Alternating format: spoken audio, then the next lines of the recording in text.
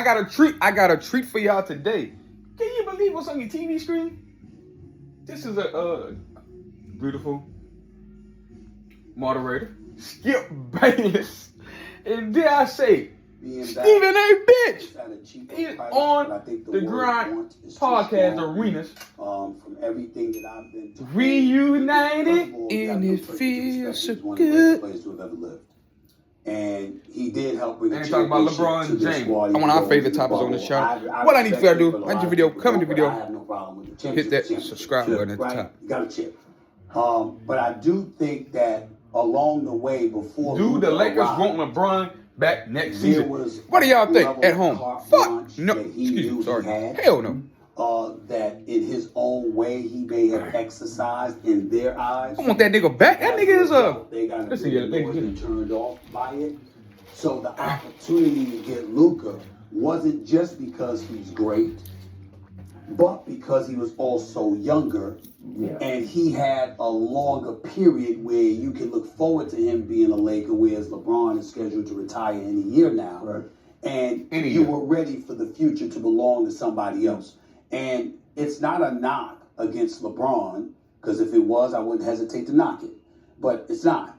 But it's yeah, because you hate LeBron. You're not. It's gonna beat your ass and make you look bad. You're not somebody that started out there and was there from day one. Right. Yeah. There you go, Stephen. The Lakers, even though they listen, they even treated Shaq differently than they treated Kobe. So the niggas went homegrown. They wasn't drafted there.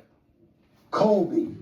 It was a Laker cats that were there from the beginning and stayed there. The Lakers historically look at them a little. Not only the Lakers, but the fans too. The fans too. So because of that, if you combine that with this feeling that you really exercising your cachet, there's gonna be some resentment, and they may not want you to leave, but they certainly wanted to diminish the supposed power you either thought or actually had.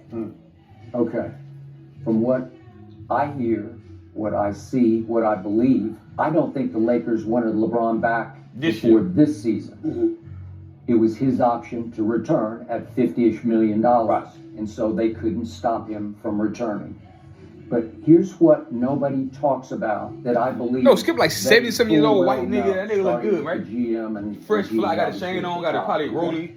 You got the Jordans on. Since that face look wrinkled. Mickey Mouse championship. You know what I'm saying? You got a little flabby there because he older. He works side. It was a pandemic. That's why it's a chip, but I'm on his juice. On juice. We got black don't crack, but we want to look good at 75, 85. We want to be he won it by default. So I give you that. So go to the gym, work out. You get the big trophy. What you put in your body is what you. What you put in your body is you. It's an asterisk. Go ahead. Just sit. All I want to say. So we can learn a lot from Skip. Because it's very important. I don't think people brought this up. We need to get T-Ball back on TV, guys. ESPN, they need to get him back on TV. This is great to see this here. This is our childhood. This is when you start watching. Be in that damn bubble. Sports TV. I got on it early. I got it on in 2009 when Kobe Bryant. I got it on 2007. I got 2008, 2009. I really got into it when Kobe was going to win his championship against a lot of matches. Watch him every day, every day. And then I got to high school. I started seeing niggas catching up to like 2011, 2012, 2010. Niggas started watching it. And my high school friend, we've been watching it. And I was telling my homeboy, in high school, we need to get on. We need to make this podcast. We need to make a debate show. So many niggas that made it now, so much $1 million out there. Anthony Davis would have been available. $250 million deal, Charlamagne. $100 million deal, Joe Rogan. The money is out there. And there wasn't a 4. But I'm gonna give y'all real content. And you have to go through the season nonstop.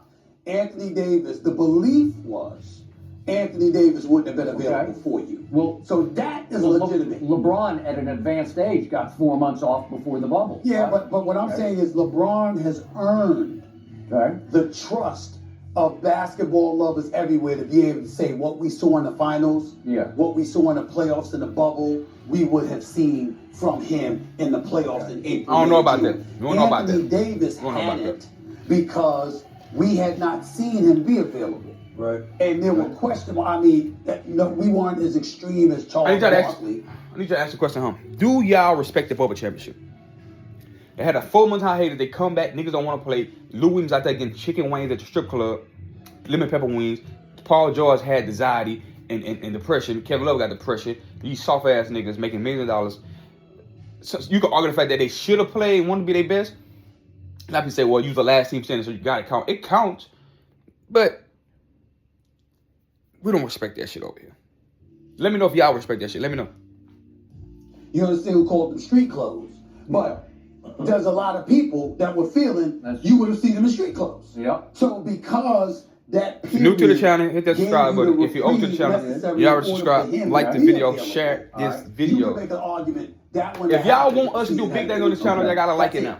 Here's what the Laker brass knows that no one ever talks about. Since that Mickey Mouse championship, We talk about LeBron James and company, just skips all cooking. 12 and 20 in postseason games. Skip cooking. For him individually, that's the worst winning percentage of any active player in the postseason. 12 and 20. That's and over facts. the last 3 years, LeBron and company, 2 and 12 in the postseason.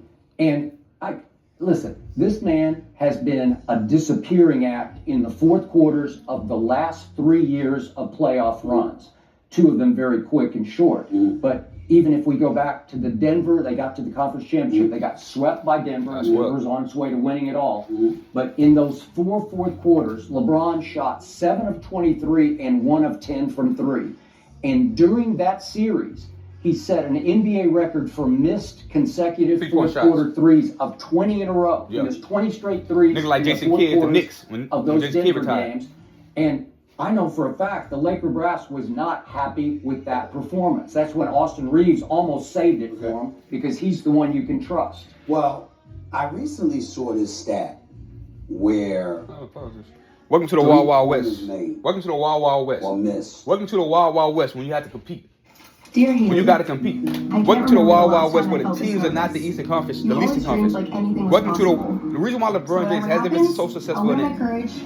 He's been an all NBA player besides this year in the Laker uniform.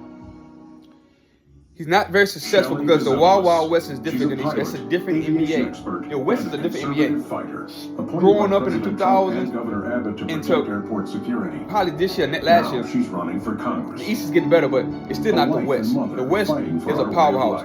It's a different dynamic. It's a different conference, I believe. And LeBron James had to figure that out. He went to 8 straight finals in the Eastern Conference. And the reason why he had to lose a record in the final because he had to play against Western Conference teams. I don't see how people can't the inference that, like, that's just simple. It's not complex at all. It's not complex why LeBron James went to 8 straight finals. As hard as it is, and it's easy when you jumping on team to team, getting the best collective stars to play with you in a weaker conference. Coming to the West, his ass, he never lost in the first round in the Eastern Conference. Come to the West, he don't make the playoffs his first year. Second year, win that Mickey Mouse shit. Third year, lose the first round ever. He gets swept in the conference round, and then gentlemen swept in the first round again. He lost 3 times in the first round in the West, never in the Eastern Conference. So that's for you. That's stats for your ass. We're not judging LeBron on 3-point shots like he's Steph Curry or Klay Thompson. We're talking about his. Okay. We talking about him clutchness and making shots down the stretch. If I remember correctly, correct me if I'm wrong. One of those playoff losses were the Phoenix Suns with Chris Paul and Devin Booker, that was the first one. They missed the playoffs. AD did get hurt like in game 5 or game 4, something like that. Then after that, LeBron had an injury. You get to the conference. They did. And they got swept. It was. Okay. And then when they lost in the first round the next year, it was Jokic. Okay. You see what I'm saying? So Jokic better than LeBron at that time? You went down in 5, but go ahead. Who you lost to matters. But y'all say Jokic have another star on his team, so why LeBron can't be in what Anthony Davis? And let's bring this up. You lost to Edmund, and you got Luka and Austin Reeves on your team. Defensively, Rudy Gobert looked like the second coming. He did like Kareem Abdul-Jabbar. He like Kareem. He lived like Kareem. Like there are to know basketball. But I thought LeBron James can play center. Where Skip and I would argue. They told us he could play center. Go stop Rudy Gobert. He ain't even offensive talent. One of the nuggets is to attack his No, we need to talk about that. Let me tell you something, my brother. No. This man is... No. Since Rudy Gobert looked like the Kareem Abdul-Jabbar, why LeBron James couldn't play center? I've been saying this shit this whole career. That nigga is false. It's just false. He never could play 1 through 5. Can he play 1 through 5? He can play 1 through 5. He can guard 1 through 5. No, he can't. In 2009, he would have guarded Dwight Howard and stopped Dwight Howard. He would have guarded Tim Duncan. He didn't guard Tim Duncan. He was guarded T.I. Go with Splitter. That's what you were saying to Skip on the show. I remember. Why he didn't guard Nikola Jokic when he was getting swept. A trip to the NBA Finals to play the Denver, the Miami Heat, the team you beat in the Mickey Mouse. You're gonna beat Jimmy Butler again if you beat Jokic. And if the only thing that was standing your way was Jokic and how dominant he was dominant. LeBron, why don't you guard him? You couldn't, because he can't. He would get annihilated. He tried to guard Dirk Nowitzki in 2011. He got annihilated. If he can guard D1 through 5, D4s and 5s, he don't do a very good job. He don't even try because he can't. When he do try, he get cooked. Did y'all get that? They master and leaving out the points that will hurt his argument. He does it on purpose. He knows that you're not surprising him. It's not like I'm going to bring up something and it surprise him. The smirk on his face is when you catch him. It's when you go like this. I know you think you're slick, right? So we bring this stuff up because I just finished saying to you, Rudy Gobert looked like the second coming of Kareem. Yeah. If that was his LeBron should have guarded him. Right. But because it's against LeBron and the Lakers, he conveniently has amnesia. And he leaves that out. This is what LeBron you do when you're going up against Skip Bayless. I can be on that set. Anticipate and listen. You can't do one or the other. Columbia 11 zone. But listen, you gotta know it. Earlier I said in the video, and then when he comes with his argument, 70 something, still fresh and fly. You gotta pay attention to everything that he says and know. It's fun having these niggas back. These niggas know each other. Things that he may have, he know 3 of them ain't gonna cut the mustard. And he leaves them out on purpose. And his whole thing is, I gave you 7 things that supports my argument. It ain't my damn problem if you don't forget the 3 that's gonna hurt me. Exactly. That's him. That's him. And I would sit up there I would literally sit up there and I go like this. What's he gonna leave out? What's he gonna leave out? And I'd wait for it. That's how you do it. Okay, let's see if you know what I'm leaving out, because I'm going to spit 3 facts out of 7 to you now. Cool. They got swept at home in the conference finals. In the closeout game at They got blocked twice by Irving Gordon and Jamal Murray. 2 chances to tie the Nigga decided the fucking backboard and got his shit blocked. You ever see Kobe Michael Jordan get done like that? That's when Kobe Bryant everybody started attacking him. What's that? This is last year against So Minnesota. it's different. Against Denver, when they got swept. Got you. In the conference. Yeah, okay, go ahead. Then the next year, they have to play at Denver in games 1 and 2. In the fourth quarter of the first game, he pouts the whole fourth quarter and won't shoot because he thought he took too much criticism over his failure, his epic failure against Denver the year before. Game 2 at Denver, he's got a wide open 3-pointer. He did the little Jordan push-off move on Brian Russell.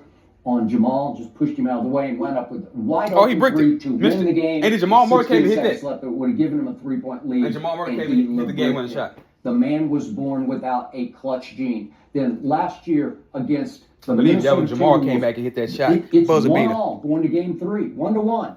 Go look. I won't bore you with all the details in games 3, 4, and 5. Still be giving facts because he watched the game. He dissected. He ain't just. It was criminal how LeBron disappeared. He's the nigga that analyzes and watches play by play and looking. Okay, if this guy's this good as the guy that I like, then you have to show up in these moments. Everything he just said was totally true.